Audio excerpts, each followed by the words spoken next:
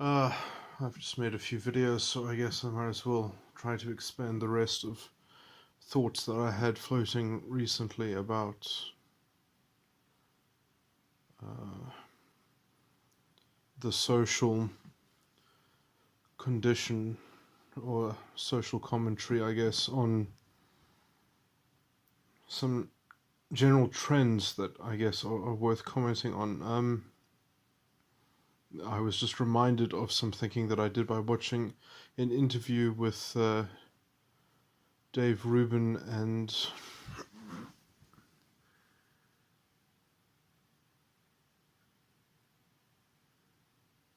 Janice Flamengo. I hope I'm saying that right. Anyway, so I was my particular thread or focus of what what came up for me was this thesis that I've really been developing in terms of outlining, let's say, the extent of the social cancer of the ideological corruption. And yeah, this is quite a long lecture that goes through a lot of a gauntlet of quite a few various different issues, but generally it's a commentary on academia, the state of academia, and just a whole lot of opinions on potential ways to deal with it, which actually a lot of my prognosis is really quite amateurish. It's speculative, let's just say, but I think that the sentiment of my prognosis, it could probably be refined and sort of channeled in various different ways. But yeah, but I think that if you can just sort of take my speculative treatment as a kind of rough attitude that should be the impetus, at least, of perhaps a responsible way of responding to the confection of the issues at play. Now, going into those issues. So primarily I have, it's a big opinion of mine that a lot of what we're seeing is psychological, psychological politics. And although I have my own work on personality theory, which is not published, and which I still need to codify and present it in a well enough state that it can hopefully be received at some point, and have a point of entry into an intellectual sphere of discussion and so where it can be purveyed.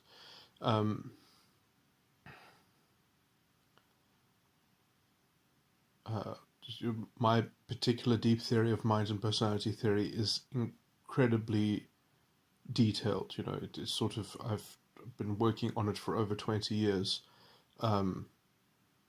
It's a fairly exhaustive field of research on the subject, which I think holds within it many solutions to pretty much all the deep, mysterious problems, and has a philosophical framework and a metaphysic which helps work out what the problem with science is, philosophically speaking, the limit of the scientific methodology, and why it's so bad at capturing certain philosophical problems, and why it can't study the mind effectively, issues of the mind, and also why it has reached a kind of stalemate within itself in terms of the deepest level of quantum phenomena, why it philosophically cannot cope with scientifically modeling quantum phenomena, and why. Anyway, I'm not going to get into that. That's a fairly tangential topic. Anyway, suffice to say is, how can science ever discover anything about time, or how can science ever discover anything about free will when it philosophically, in its methodology, implicitly presumes that these things are governed by temporal determinism? So when the whole methodology is built on, science doesn't describe itself philosophically because it's already, it's tried to do that, and it's such junk philosophy. So science actually doesn't have any kind of formal understanding attached to it. It's a kind of groupthink methodology, and but I mean, let's just say that. Let me just summarize that the scientific method is something like, it's testing the predictability of hypotheses. Now, you cannot test predictability unless time is treated as a fungible commodity in which any quanta of time is just as good as any other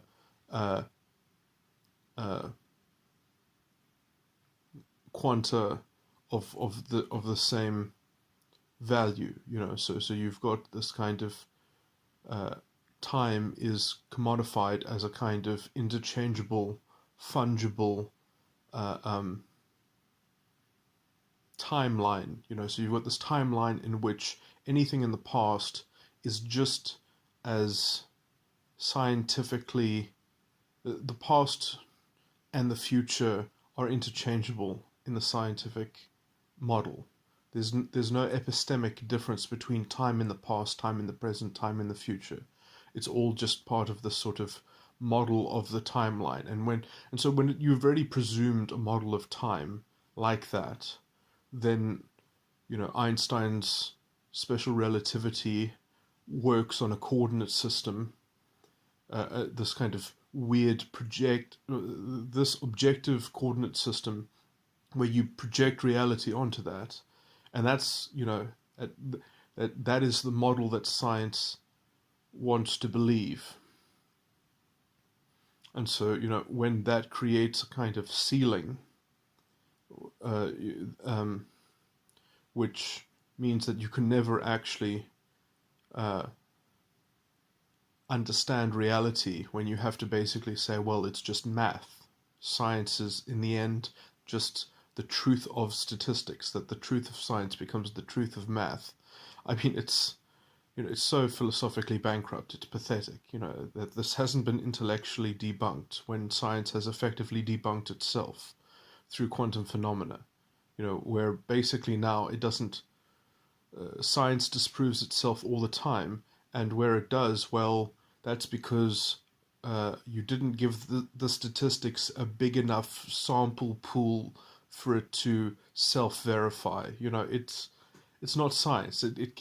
It's beyond its own scope of falsification because you're measuring things against statistics. I mean, like, what does that even mean? How can you measure something against a statistic? How can you measure an observable outcome against a statistic? The only thing that you can do is presume that the whole thing is governed, by the truth of math itself or something. I mean, it's hideous. It's anyway. That's a tangent. What was I talking about? Why was I talking about science?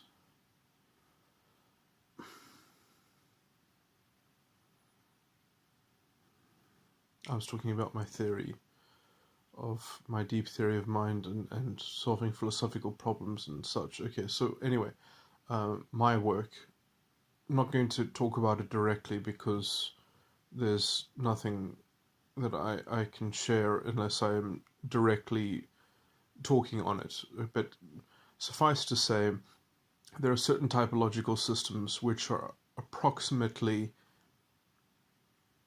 good enough for me to talk about things that I can see within my theory. So if you just look at MBTI or socionics or anything like that, where you have personality styles, some people don't fall into those matrices easily, but they capture most people in some way, can find some pigeonhole that describes them well enough and is interesting at predicting some perhaps features of their character and patterns of their either behavior or their motivation. Socionics is a typology that describes motivation. MBTI is a typology that describes cognitive processing, or at least a preference of mental behavior. Okay, and those are described with definitional parts. I'm not going to go into the theory of MBTI, it's not important. Anyway, in MBTI, some types can be grouped as having shared temperaments with certain other types, or because there's certain patterns within how those systems are structured. So each type is structured a certain way, and therefore you can make similarities and comparisons with other types. And so generally you can divide the 16 types of MBTI into 4 quadra. These quadra are said to share certain temperaments which come from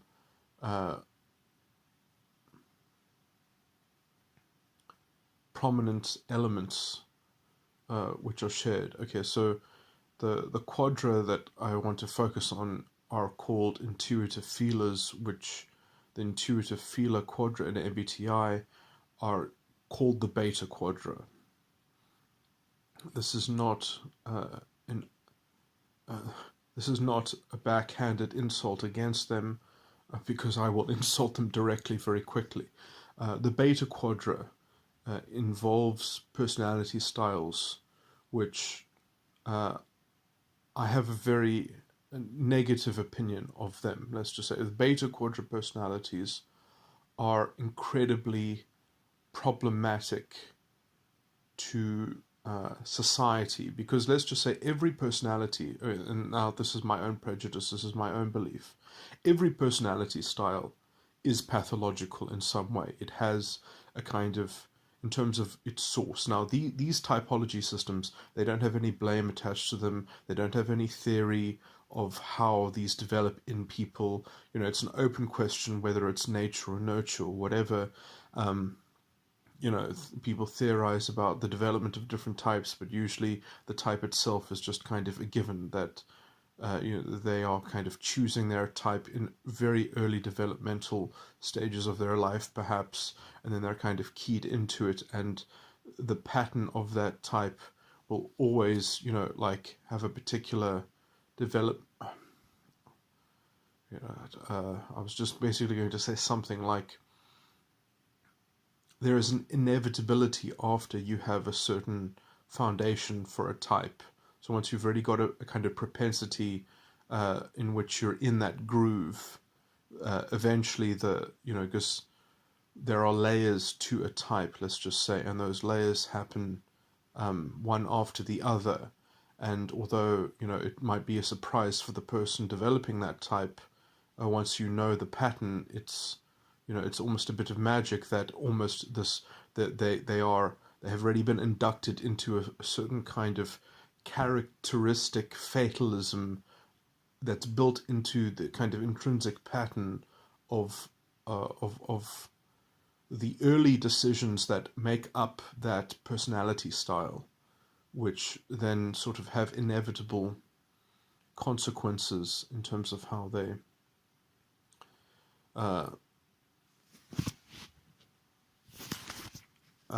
progress or develop. Anyway, the developmental side of this is not what I want to focus on anyway. So I'm just going to say all types are patterns which get ingrained in the individual, and as far as I can see, they are all marks of some form of false ego, which I'm going to say is some form of insanity. Now, my particular contention is that all of this is actually fluid in some sense, in that it is possible, although this is kind of heresy in terms of typology. In typology, it's generally considered you can be an unhealthy type and a healthy type, and you can sort of work out the stress involved in your type, and you can sort of try to maximize it and have a fixed look at the pitfalls that you can be subject to certain compounding negative elements that within the type, if certain elements are overemphasized, that they can kind of create their own smaller reactive circuit. My general contention is that the whole thing itself is a form of reactive circuit that sort of keeps on re-energizing itself. So you're kind of trapped in this meta circle, this meta narrative of the entire type. But then there are smaller narratives that can be constructed within that type that can sort of create what are generally conceived of as loops. And so when you have doubling up of certain tendencies within the type that kind of create very vicious and very fast reacting sort of chain links between themselves, you get this kind of hyper development of almost an isolation of the entire type. So that you get this hyper developed little department of the personality style, and that hyper development, is almost from the outside would look like a kind of addiction, or would look like an obsession, or would look like some kind of neuroticism, perhaps. So a kind of introversion which gets more and more introverted, and that introversion is responded with, it was answered with by more introversion, and so these will be described within certain types differently because they'll have different cognitive functions, which are the definitional elements of these typologies. So what will be talked about, for instance, is that you have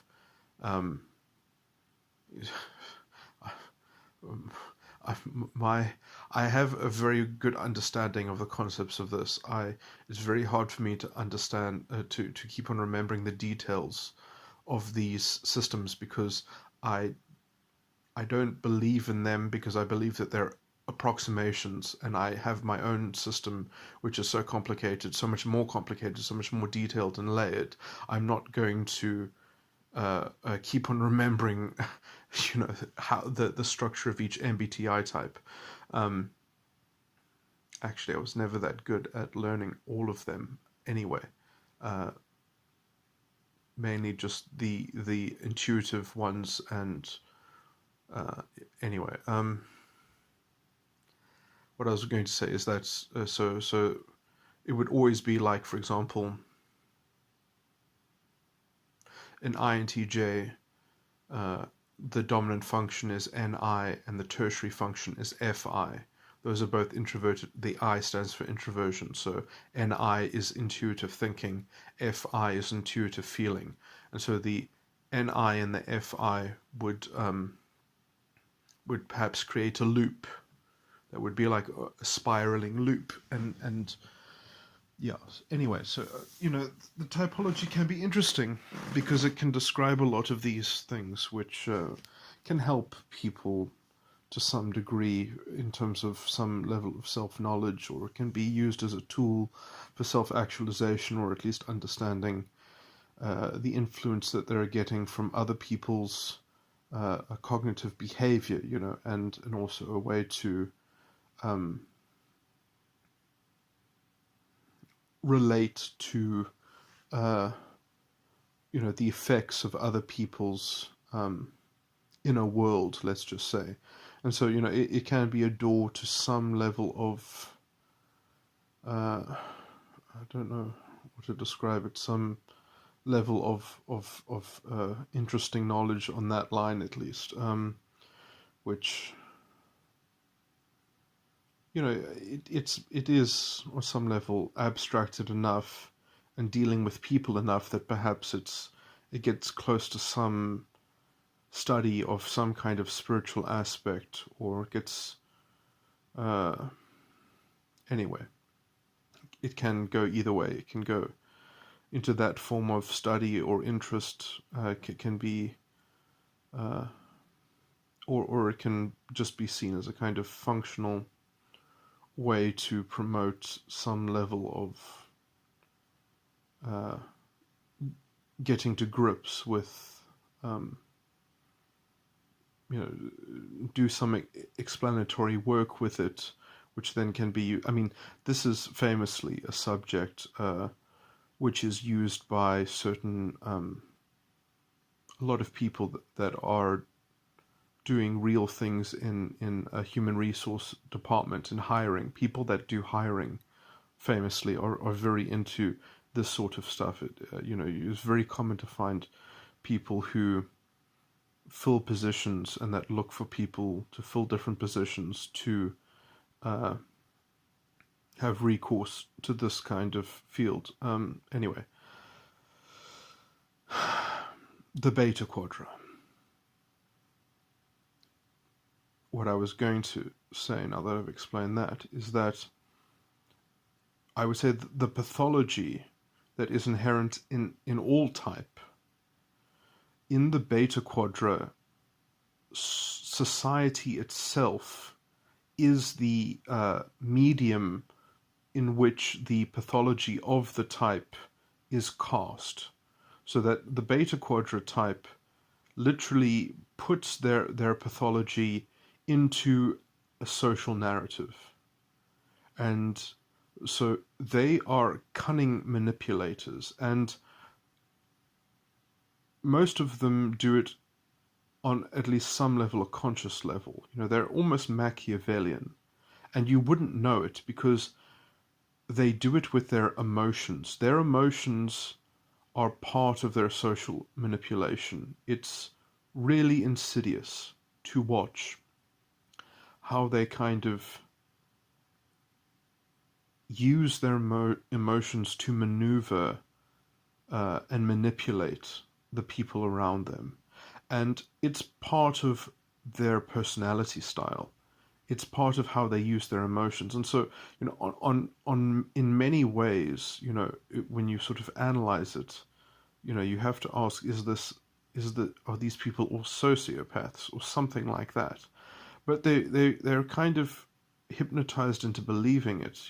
Like it's a weird sort. This is a better way to describe it. And this is going to sound even more insulting, but what I'm about to say really does describe them to be more like a sociopath. But it really is something like that. Other people are special objects in a game in which they need to feel control. They need to be the agent of control. And so this control happens through them sharing their emotional investment in what is happening around them.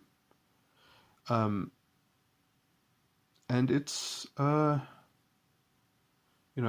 people get a lot of energy out of them for this same reason.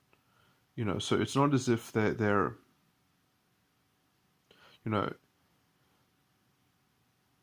but the problem is that they are projecting some form of script. And often the only way that they can kind of authentically connect with anyone is when they honestly don't have a role for them yet.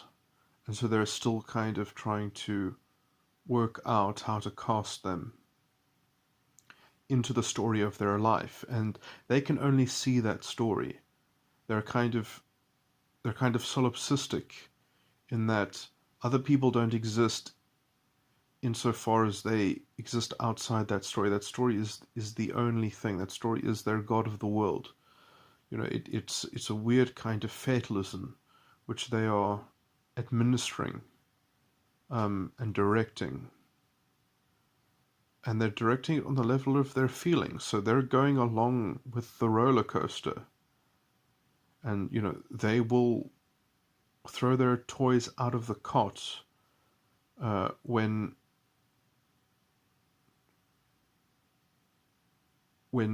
their stream of consciousness is not representative of that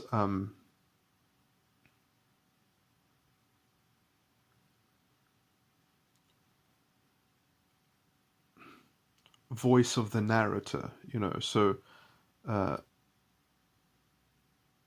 and so they use sympathy as well as a kind of currency, as a kind of blood currency of their life, and it's it's incredibly, they're incredibly exhausting on this meta level, and often, I mean, they go very well concealed in cultures, let's just say, or societies or civilizations which are not sensitive to real intellectual rigor of any kind, so they flourish, and this is, they have a drag effect on much of everything. uh, they are they require dogma to conceal their manipulation. They require orthodoxy. They require groupthink, and the only thing that keeps that alive is this constant narrative of other groups and other, so they require enemy perpetrator others, because then they can always have something to marshal people against. They have a way to preserve the dignity of something, some almost sacred and pure virtue, which so they are generally some kind of morality police badge of their group, and that is how they conceal their kind of sadistically edged cajoling, and it's very difficult, because as soon as you threaten to unseat them from whatever comfortable position they have created, where they can kind of have a hand, a stable, sustained hand in sort of weaving this thread of control, they will kick up a tremendous storm, and they will often generate drama. I mean, they're very good at, when they need to, or when they feel threatened, in creating the publicity needed to preserve their domain, to preserve their space, right? Because, I mean, you're literally threatening their ego. You're literally directly threatening their false ego, and they're going to protect it. And so they go through some kind of feeling drama, and they even believe it themselves. They even emotionally believe it as they are, so they're kind of, they expect other people to follow their story, but they emotionally are completely invested in that story. That story dictates their emotions. And so they will legitimately cry about things that didn't happen, just because it needs to be true to suit the narrative of what they need to have accomplished to preserve their ego if it is threatened, And so I've confronted this often in the past, because let's say I can see through these certain patterns, and often I'm very disconcerted whenever I come across these particular individuals. Funnily enough, beta-quadrant values, I've come up with this particular hypothesis, or it's not a hypothesis even, perhaps it's a particular principle or rule of thumb, which I think it doesn't have to be strictly true, but I think it's a good illustration in itself. That if any group can, if there's any superficial or apparent grouping that is possible, so a group on any level. If a group on any level is possible to form members and construct any kind of identity, if any such group is possible, if already that group is not already in existence and has that potential group, if that potential grouping doesn't already exist, a particular cultural device that displaces or represses or resists the beta-quadrant values, like if it doesn't denounce and declare that beta-quadrant values are not welcome in that potential group space, there will be a beta-quadrant group about that. There will be some kind of dogmatism within culture which subsists and is run essentially by beta-quadrant values. And let me just explain an illustration of this, a practical illustration of this. I think a very good example of this is the, let's say, stereotypical Sicilian mafia. And I always pick on this when I'm making examples just because of The Sopranos and because the Godfather movies or whatever, that there's perhaps enough of a representation of this that will lend itself to an example of this. So the formula of the mob boss, and let's say particular of the Sicilian mafia, is that they will always have the sob story. They'll always have the sympathy story. We were immigrants. We came to this new place. We wanted to establish ourselves. They wouldn't let us be successful. They wouldn't let us have businesses. So we had to sell protection to the already existing businesses because we were prevented from being successful in business. And let me contrast this now with let's say, a counter narrative to that. Well, because someone showed up out of the blue from a foreign land and they perhaps didn't know the customs that well, or they didn't speak the language as well, they're in this new place and they weren't prepared to start at the bottom. They weren't prepared to, they were like, well, look, we as a group come from this foreign land and we're starting with practically nothing. And these people that are already here are established. They have businesses, they have things running, they've got all the stuff working, and we want that. But we're going to compare ourselves as a group to this whole new system. We're going to say that it should be equal. So no one in our community that has just arrived is a successful businessman. So we deserve successful businessmen. So why can't we just get it right now? It should be equal. They don't compare themselves. It's weird as well. They don't compare themselves to the kind of the average or the most common. They compare themselves to the top. They compare themselves to the successful people who are there. They don't compare themselves to the less successful people that are already there. They don't say, why am I not like the clerk working for the successful person? Because they would never see themselves as being an employee. They have to be the big boss man in their comparison. So they've got this sympathy story that no, we were prevented from being successful. Therefore, we had to create an underground in which we could get justice for us. And we could sell protection from the system. Now, generally, just like the Sicilian mafia, the Sicilian mafia doesn't work as a government of a country. It only works as a kind of parasitic underground. It works as a way to extract, from the success that is already established.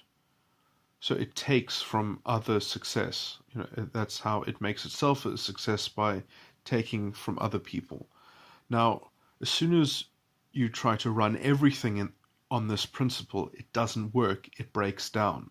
So it has to kind of, a vampire system only works as long as the host is strong enough to support the parasite. Now, this is just like beta-quadra values, is that it works as a subculture. It does not work as the prevailing culture. It does not work as the ruling culture. Then you get the kind of the radical spiral of Nazi society, let's just say, which is, this is really getting a bit long-winded. I don't want to go into all these tangents, but it's very hard to sustain the culture where you have to keep your enemy alive so that you can perpetuate this sense of impulse, in terms of that you're breaking new ground, and that gets more and more weirdly abstracted. That you have to say, no, we're defeating the Jewish conspiracy inside of our minds. And this really is exactly what the identity politics crowd is doing with, no, we have to decolonize our minds. It's exactly the same fascist philosophy. It's exactly the same ideology. It really is no different. It's the same kind of identity bullshit, where the identity eventually becomes essentially your sacred truth, your sacred epistemology that doesn't have to substantiate it itself, because in its solipsism it is invulnerable to any contest. And so it uses this loose rhetoric of equality between groups. It's actually a faux superiority claim. I've made this argument before, because when you're saying that you are equal and you've got this weird convoluted equality that is this sort of unsubstantiated integrity that cannot be challenged by any other force of anything outside of its group. I mean, in that, saying that we are equal and uncontestable, it's that effectively is an epistemological supremacy that you are claiming, and that is what they claim with their relativism, is that no one can deny the truth of what we say, and we cannot understand another truth beyond us, and therefore they cannot contest our truth. They cannot speak to our truth. Our truth is our truth alone. And so you've got this weird kind of occult shit, anyway. You see, metaphysically, this is the same vampirism that is happening, is that only works in as much as you've got a greater world to be at war with. You've got a greater metaphysical system to say it is undermining us, and all we have to do is fight against it. All we have to do is marshal against it. And so, you have to be cast in this great narrative of some perpetual conflict so that you can extract your righteousness from it. It's the same fucking beta-quadra values. So now I've laid out all the stuff. I could go on and on about just these dynamics, but now let me just put it in practical terms. So what has happened in terms of universities is they have become, let's say, palaces of beta-quadra personalities. They cater and pander to beta-quadra values. They've created special staff to field the weird narrative complaints that beta-quadra people come up with. They've essentially created a concentration of these sorts of people. They have increased the price of academia. So you have an institution which has, let's just say, from a traditional perspective, it is the place of authority. It's the place of intellectual authority. So now they're selling seats to be part of this club where you get your title and deed to be an intellectual, to be credentialed at the very least.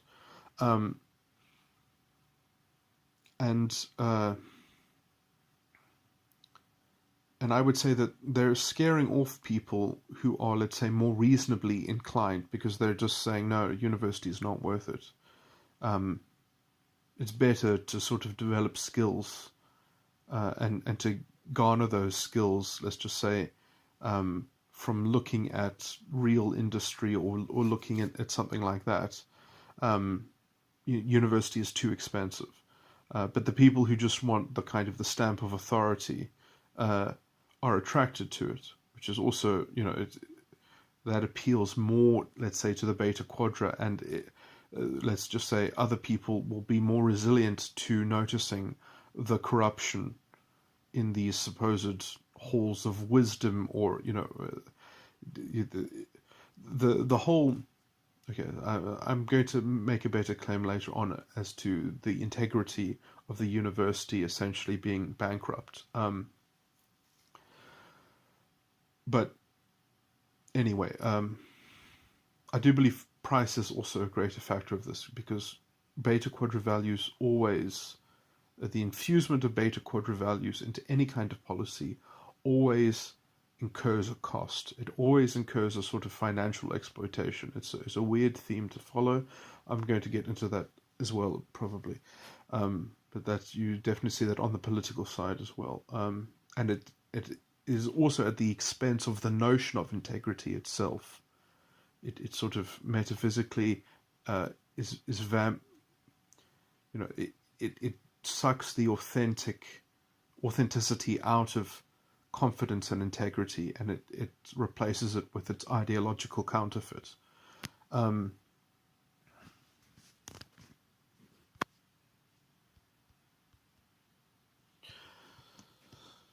Okay, so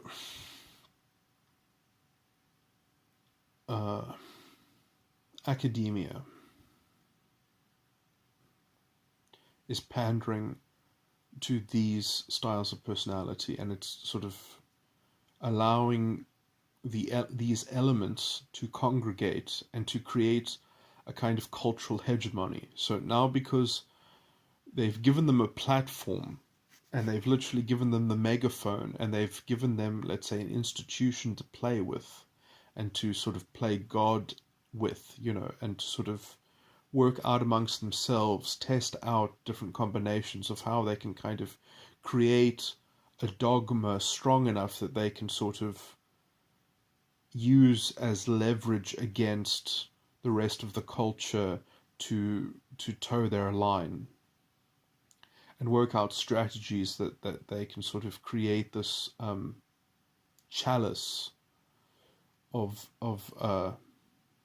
cultural power. And so, I mean, now it's very important that any quadra is, let's say, roughly 20% of the population. Any quadra is going to be roughly 20% of the population. And I'm rounding down from 25 because I'm going to say it's that MBTI is an approximate personality theory. It's an approximate personality matrix. So I'm going to say that roughly 20% of the population is in the beta quadra. Now, if you get 20% of any population that is on the same page, and that creates a kind of cultural hegemony, or creates the prevailing cultural is the prevailing dominant culture of, you can call it intellectual culture, or just setting the moral tone, or something like that, or that it becomes the main standard, or something like that. You can only do that by winning over some of the other quadra. And let's say, traditionally speaking, I'm just going to look at Nazi Germany, which effectively had the same thing happen in its cultural history. Hitler did this consciously. He duped the masses. He got the communists to do his bidding, essentially, to help destabilize the democratic liberal values of the state, to completely undermine it with these destabilization of everything. The kind of the same sort of deconstructionism and progressive vision, which took over Europe. I mean, Hitler was the most popular leader in Europe before the war. He was respected and renowned in the whole of Europe before the war, just like, for example, Julius Malema is claiming that same sort of cultural protection from this intellectual atmosphere. And a lot of people thought that Hitler was a clown as well. A lot of people didn't take him seriously. It's the same set of affairs, really, that we have today in South Africa, and this intellectual atmosphere from the rest of the world.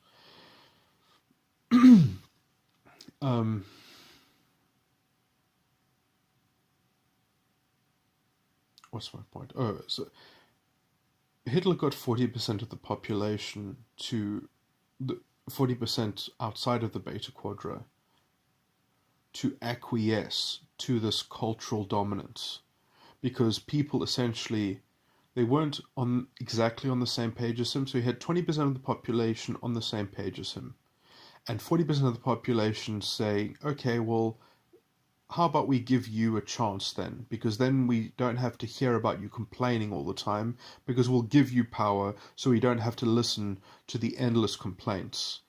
You can you say that you've got the answer, let's give it a go, right? And obviously, as soon as they get power, it's too late, because then it's a never-ending train wreck, essentially, because now you actually you hear more complaints, not less complaints, because the Jewish conspiracy was hardly as big as it was as they were winning the war. As Germany was winning the war, the Jewish conspiracy had been reinvented about 10 times. It was fucking crazy, and it got worse each time, and it got more surreal, and it got more, we need to decolonize our mind, imagine that getting even more convoluted and sophisticated in its weird way to reclaim the essence of truth that only exists inside the core of the identity that was undermined by the systemic racism up against them. It's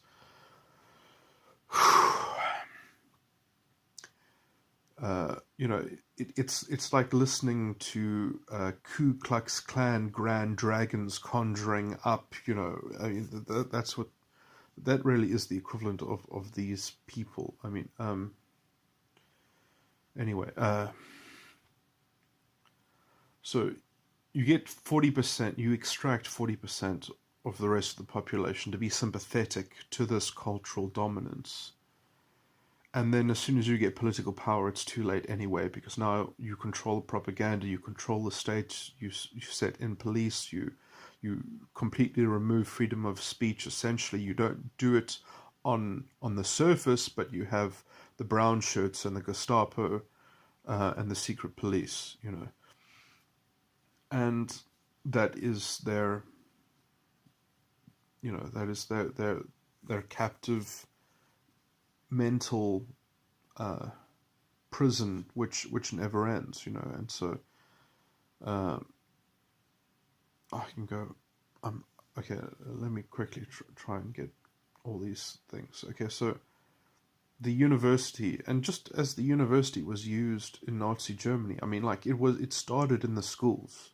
Started in the schools and the universities. That's where Aryan studies came in, just like this gender and race studies. Promulgating this same identity shit, anyway. Okay, so we've got universities which are pandering and cultivating this beta-quadrant cultural power, and fermenting this beta-quadrant cultural power, which is especially a shame in the case of South Africa, because it's completely anti-constitutional. It betrays the foundational value of non-racialism, and yet no one has brought legal challenges against these syllabuses, which are now, it must be a bit weird for teachers who have been indoctrinated with this stuff, who kind of know that they're directly contradicting the Constitution when they sort of relay this ideological corruption onto their learners, when they're sort of telling them about, this kind of this special knowledge which was imparted to them at university, and so, you've got this sort of inbuilt fascistic network, which is even being spread through religion, who have tried to, there's this Commission for Social Justice, which does these weird things and sets up these Christian ministries where they tell people about white privilege. It's incredibly disgusting. You've got all these vectors. It's very much like Weimar Germany, in terms of how the useful idiots, that's what Hitler called them, the proto-fascists, who would eventually see that the egalitarian rhetoric, the equality rhetoric, is really just a kind of thin veneer packaged onto a bundle of fascistic values.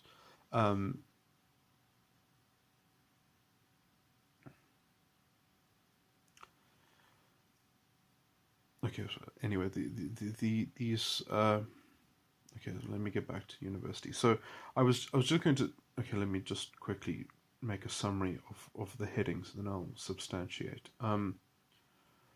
So universities,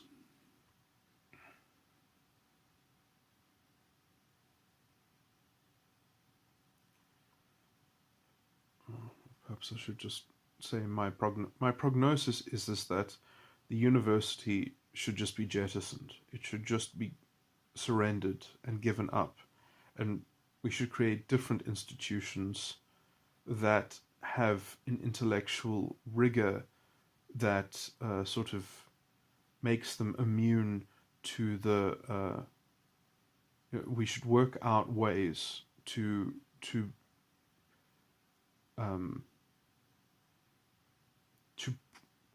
prove ourselves against, this sort of contagion, which it does have to do with a combination of abusing public funds and things like that. There is this thing in which every paper that is published, you get a sort of set amount for creating research. And so, when you create these sort of junk journals and these junk subjects, which, contend as being legitimate fields of academic, it's a phony industry on some level.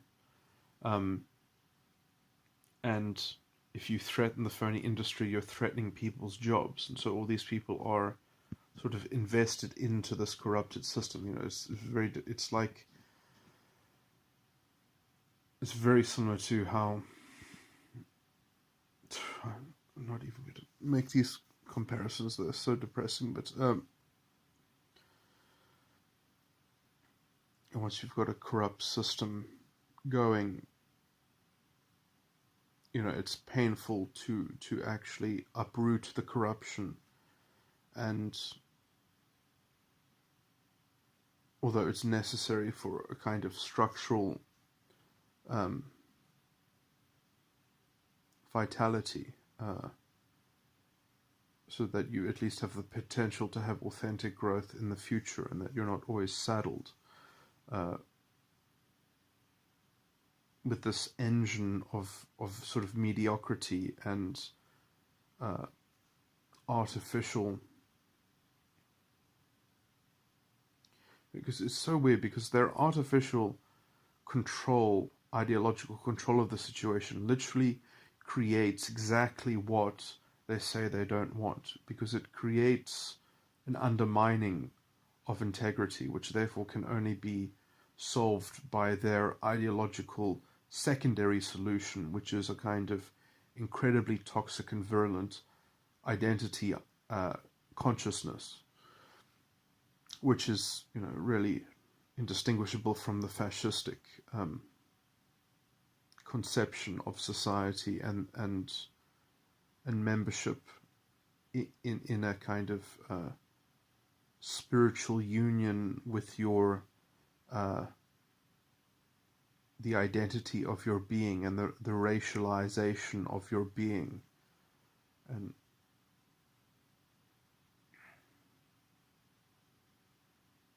there's a weird kind of idolatry of history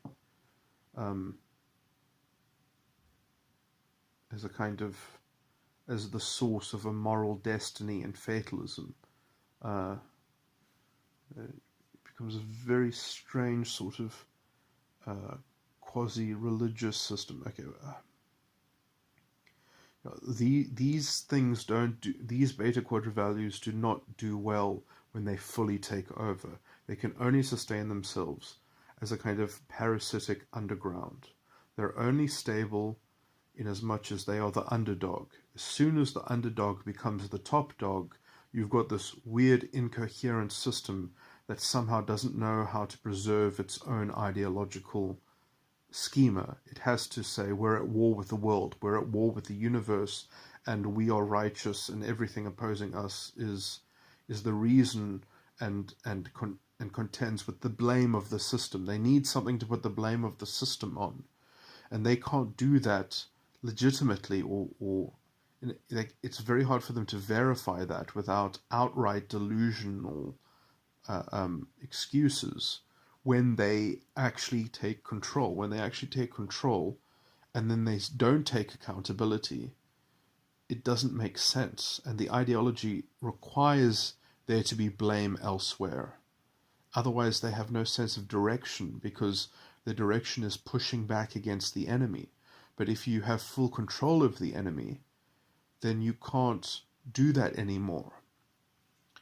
So somehow they have to continue the narrative that they are losing while they are practically increasing their power.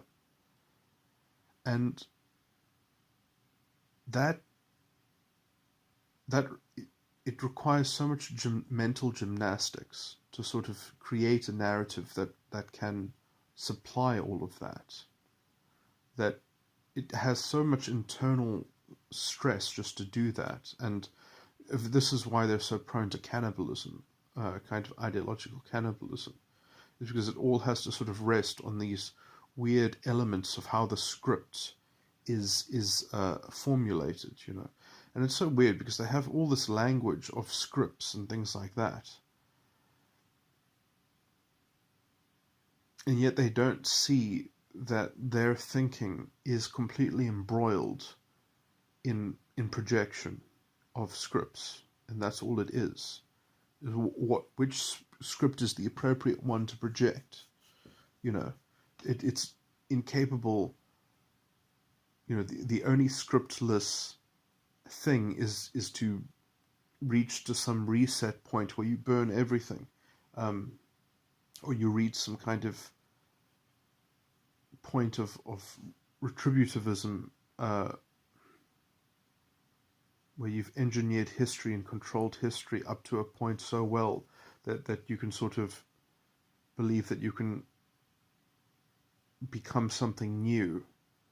But, you know, that's always a weird kind of ideological promise in the future. Okay, this is too tangential. I was going to, I keep on wanting to say, what was all the stuff I was going to say about academia?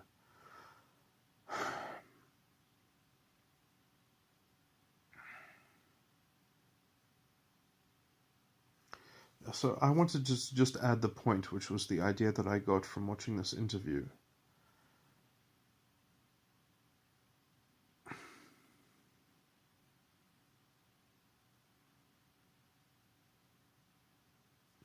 I can't even remember that point now.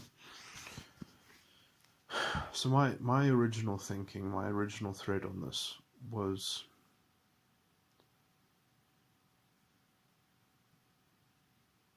the way in which academia was prone to being captivated by this beta-quadrant formula is must be properly diagnosed, and you need to create an institution which is immune to that. And if you don't take up that task, then there's no point.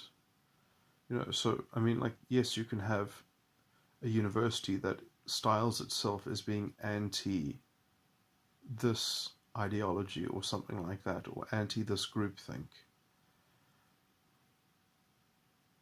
I don't think it's, unless you've got something that actually is able to discriminate between what they're willing to respect, to say that these students who complain about being triggered, they should just not be university students. Obviously for certain institutions that is too much of a bad business decision, because the students are the clients and they just want more clients.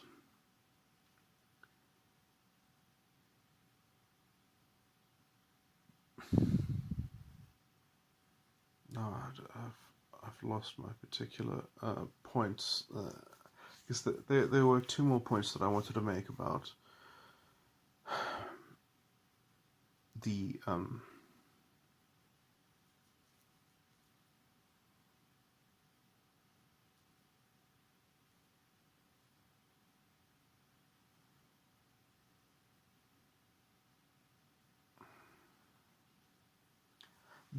the vacuous fragility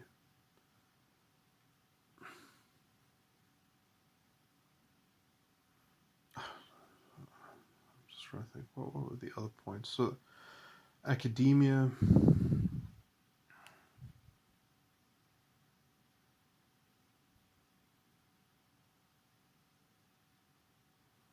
okay, so I was just commenting on terms of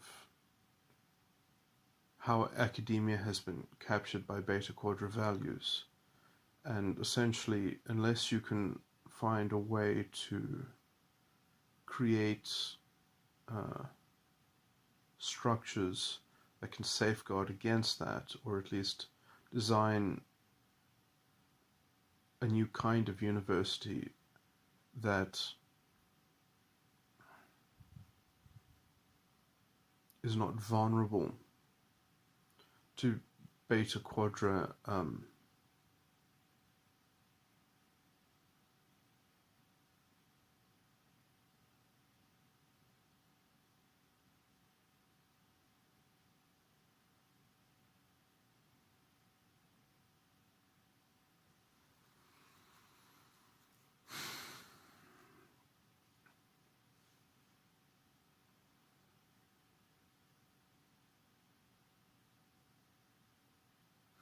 I mean, I guess I was just moved to start making this recording because from what I was listening to, just the amount of rot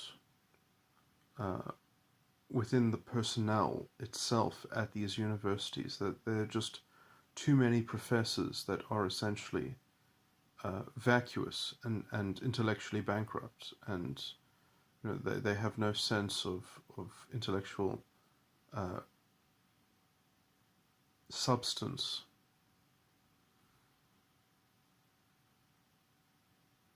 And I really don't see the solution as being having a right-wing styled university. That does not make sense.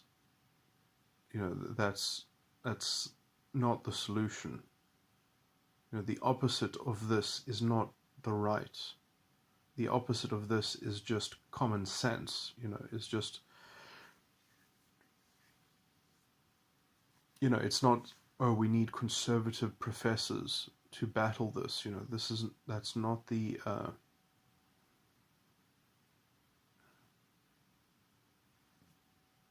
fact, that is really just more beta-quadrant identity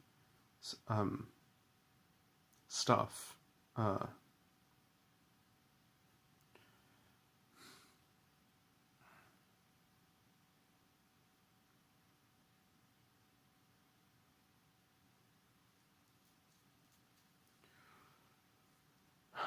going to mention any other features of the beta-quadrant which are relevant in terms of their use of academia against the broader society.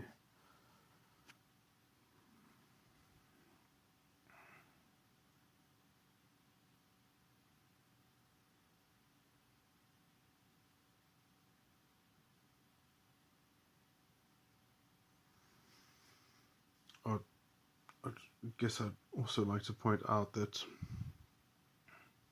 if you want a sort of a really good stereotypical example of a beta-quadra sort of attitude with society is Gorka, which I don't personally know too much about, but from the descriptions that I've heard about its behavior and also how it was sued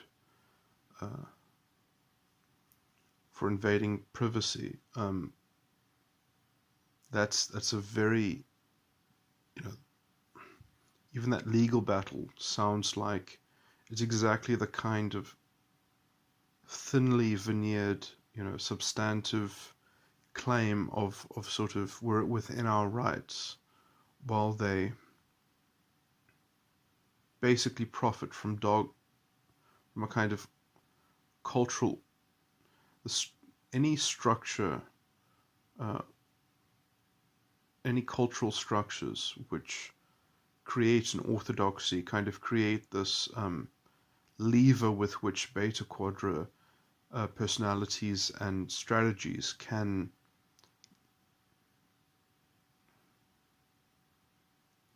use those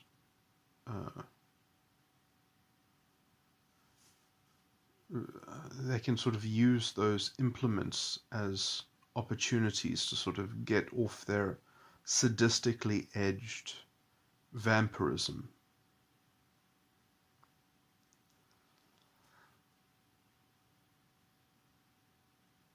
And yeah, oh yes, now it comes to me. So what I wanted to say about the beta-quadra in general, which is important to say in the context of academia, is that, and also the success of the West was premised on repressing or suppressing beta-quadra behavior.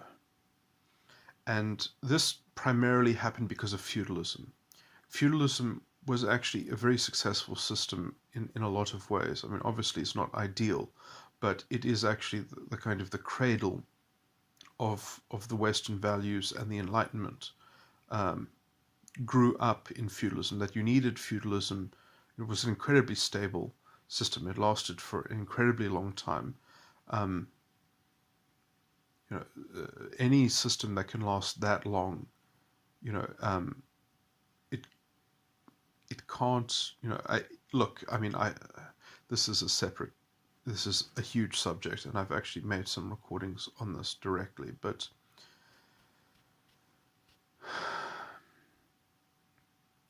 because feudalism had a certain narrative built into it, and it was a religious narrative as well, was part of it. And because that narrative was actually well constructed, in that the serfs did not belong to the barons, the serfs were the property of the kind of the divine property of the king, and so it was the king's people who were the serfs of these various different barons, and so a crime against a serf was a crime against the king. Now, that narrative does not give intrinsic worth to the individual, but it does give protection to the individual. Some scope of protection that falls within having to concede to the king certain things. Now, that concession is, let's just say, an abuse of a meta-narrative on some level. Like, it's not perfect, it's not pristine. In fact, it's part of a narrative which is a religious narrative, which is part of worldly dominion and such. I would say it has, it's defective. It's repugnant to the modern consideration. of political and ethical matters. But let me just tell you what it practically does.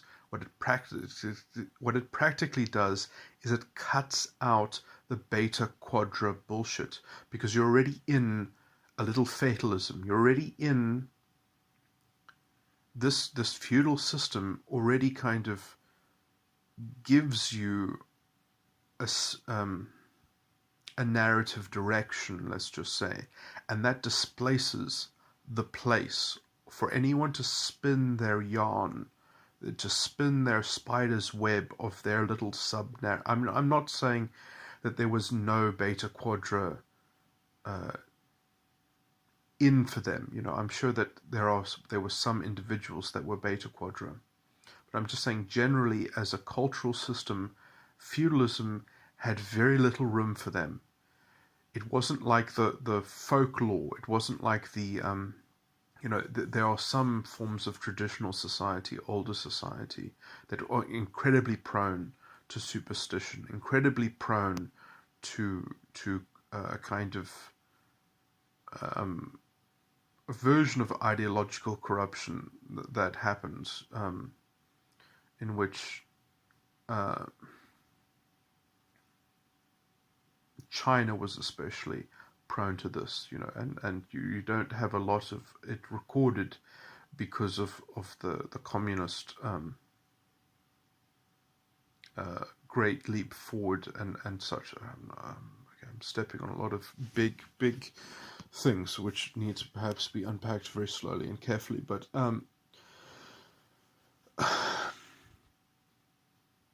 let's just say tribal society is especially prone to beta quadra values, especially because the tribe is in fact especially vulnerable to, let's say, a kind of weird cultism of beta quadra values, and they've already also got a kind of inbuilt perpetual war between tribes, which is endless fuel for, let's say, these cults of beta quadra. So I would say certain cultures and civilizations, to varying degrees of success, to the degree of success to which they've been able to control beta quadra personalities and tendencies. So if a culture is not militarized against beta quadra values, you're going to get stagnation. You're going to get a kind of a slow spiraling loss of direction, because, as I've said, they are a drag at the very least, and at the worst they are a cancer. And there is also something greater to be said about women, or because I was going to bring up this point earlier on. There's so many parts in this later part of this talk that has kind of languished badly and probably needs to be. I'm not going to edit it, but it would probably be nicer to just get to the flow of it. But women generally, at least stereotypically, are symbolized as having their beta quadra tendency catered to. And this might be, on some level, the culture allows for this. I mean, I can only speculate, but I could speculate because women generally intrinsically have more value than men in human society, just because of biology, essentially.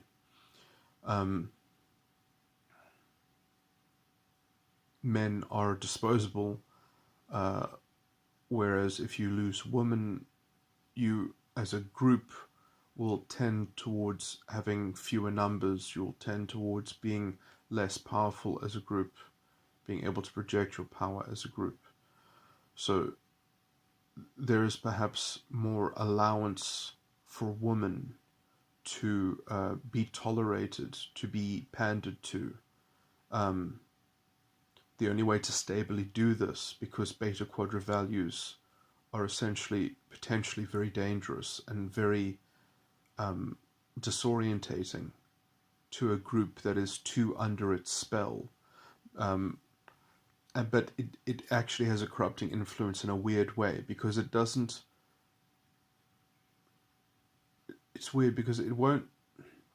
Let's say it won't disproportionately make your group weak. It will also make your group, and it can only make your group weak in as much as it also makes another group weak, because it'll always have a kind of corresponding blood price attached to it. So it makes your group weak in that it'll force you to go to war with another group, or it will force some hostility, or it will force the issue of some hostility between two groups. And so it'll kind of embroil you in some drama, and it uses that drama to kind of tax its own in-group, as they, and because they will want to be essentially paid for bringing this important issue to the forefront, to bringing up this conflict, so they kind of tax you twice. They get you involved in a conflict, and then they want to be paid for being the watchdog of this conflict. And they want to be, rewarded for telling your group about, how actually you were being forced into being the underdog, and now you need to get your own back. That is the kind of that is the theme of their problem solution, essentially. They have no way to synthesize. They have no way to transform things. They live for this drama. Now, it makes your group weaker in the sense that if there is a third group that is, let's say, far enough away that it's not directly affected, then perhaps that third group can come in and just conquer both of you. So in some kind of weird objective sense, it makes your group weaker, but in as much as it has an account of all the things in its surroundings, and it says, no, well, look, the reason why we're doing badly is because we're not exporting blame well enough, and we're not sort of identifying our surroundings as the cause for our misfortune. So in as much as it can kind of promulgate a totalitarian recipe that makes a claim as being an ultimate morality claim, and a kind of monopoly of moral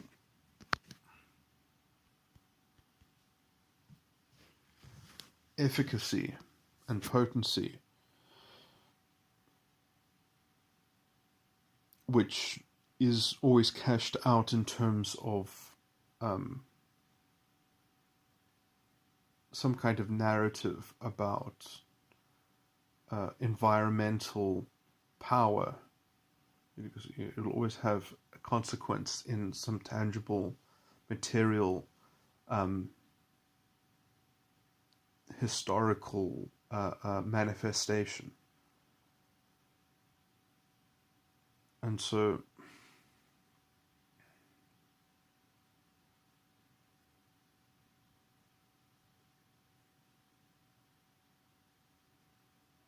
just trying to think how I can wrap this up.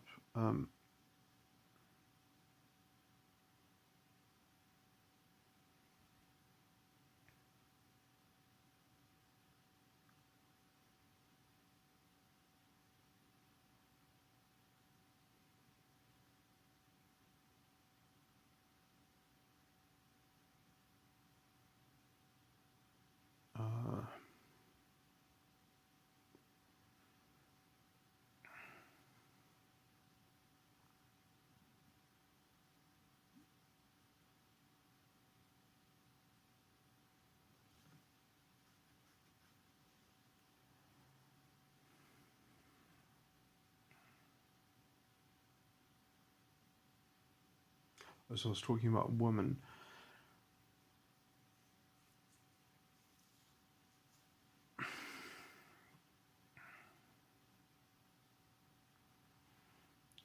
this. There is at least a tendency in the culture to tolerate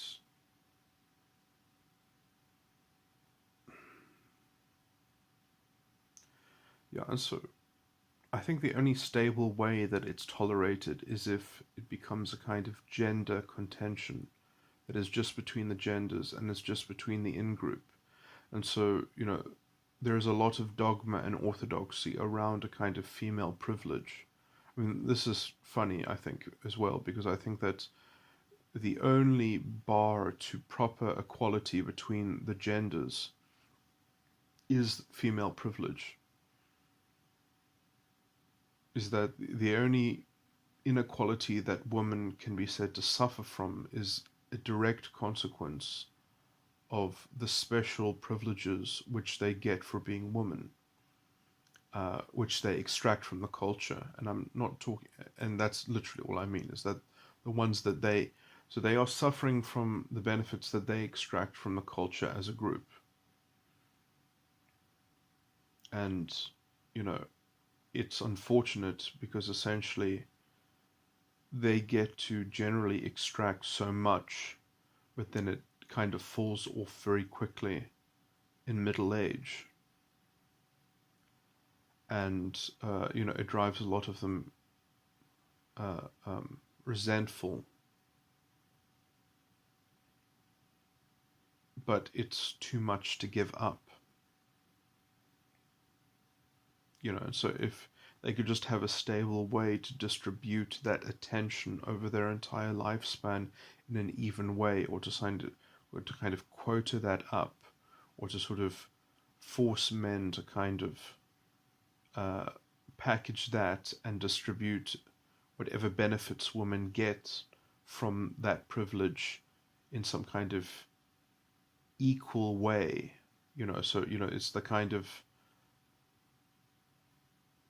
one woman is incredibly upset that another woman gets 5 free drinks when she goes out, but she can only get maybe 1 free drink. It's that level of dissatisfaction with the inequality in the system. It's not so much the inequality between men and women, it's the inequality amongst women in terms of the privilege that they extract from the system. And all of this gets branded under this very strange rhetoric and ideology of systematic oppression. It's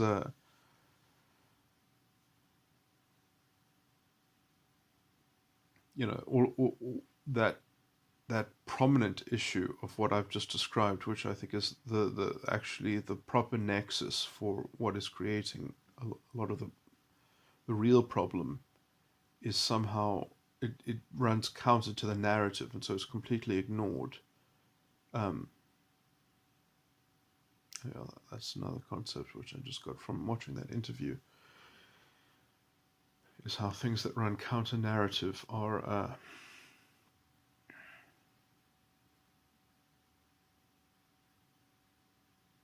in the blind spot, the trap door of the unsubstantiated integrity, which is the dogma that conceals the exploitation. In this all-important drama of morality, which is being stood up, that people are commanded to stand up, and so,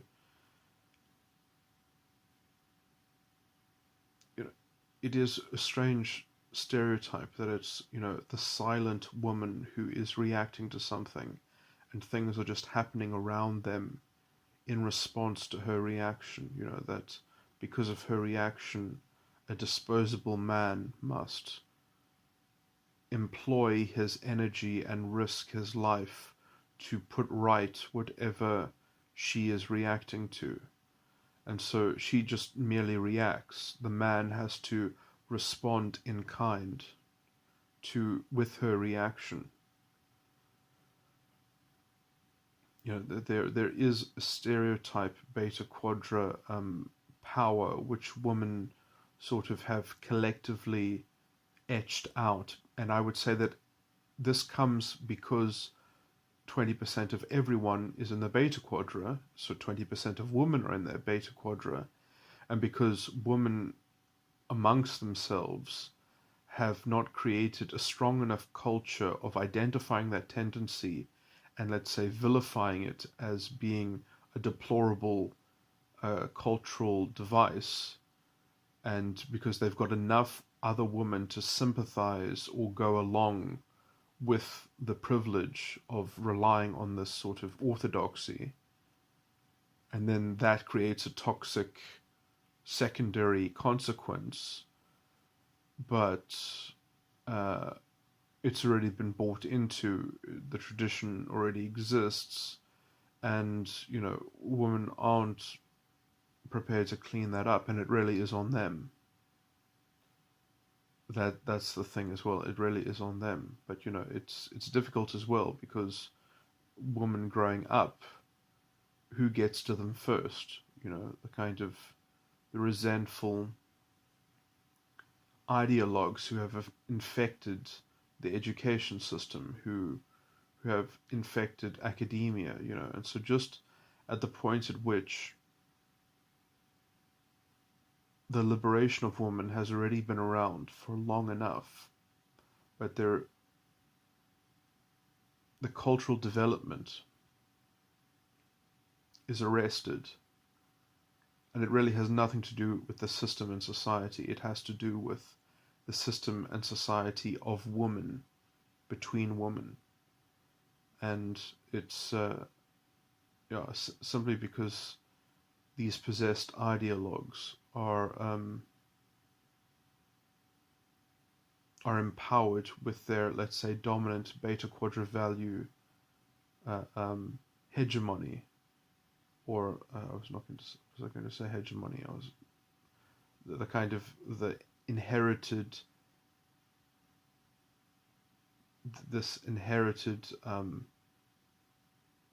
way of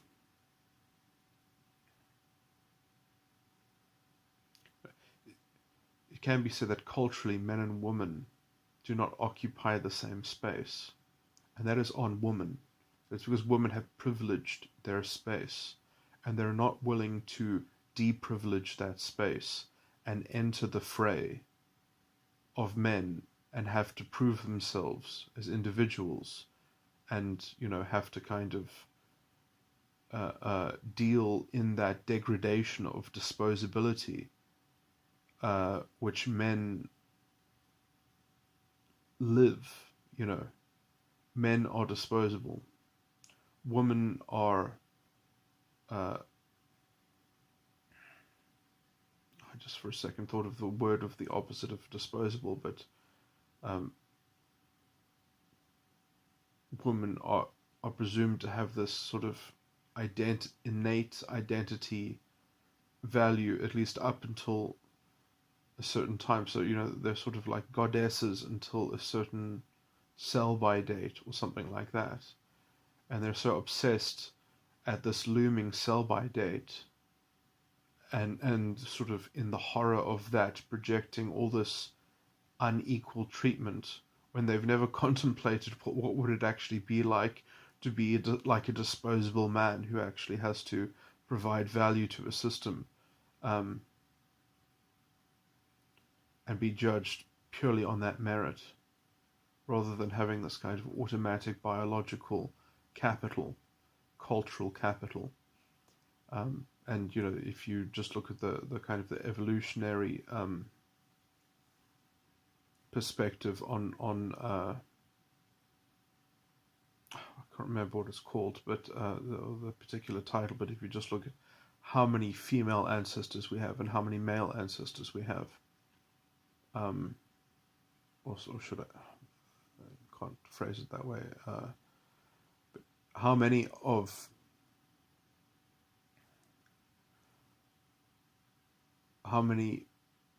men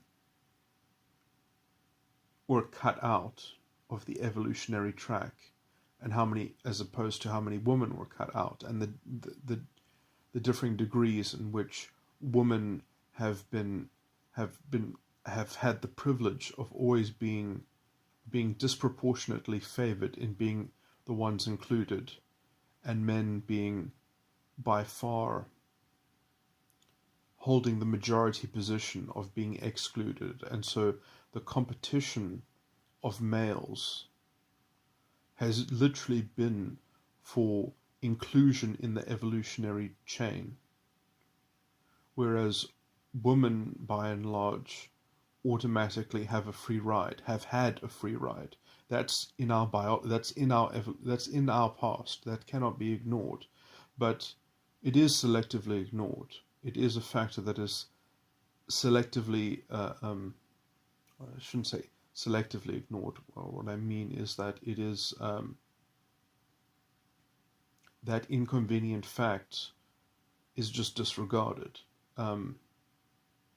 Say that facts are selectively ignored in creating the dogma and the orthodoxy, which I would say is the beta-quadrant. Okay, anyway, I was perhaps going to go more into gender relations and things like that, but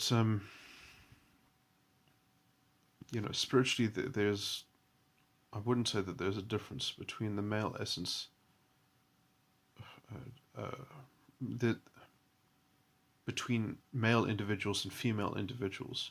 Obviously, there is almost a metaphorical spiritual masculine and a spiritual feminine, and each individual should have both.